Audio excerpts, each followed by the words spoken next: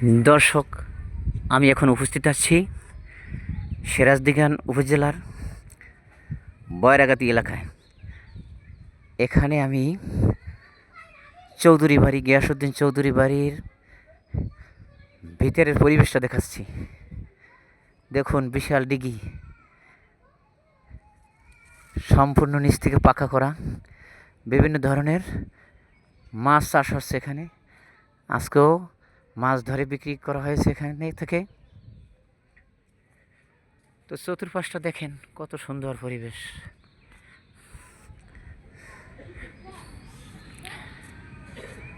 খুব সুন্দর পরিবেশ।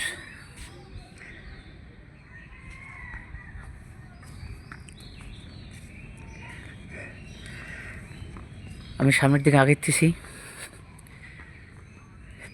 দেখতে থাকুন দর্শক। চৌধুরী বাড়ির বিশাল ভবনের দিকে তাকি।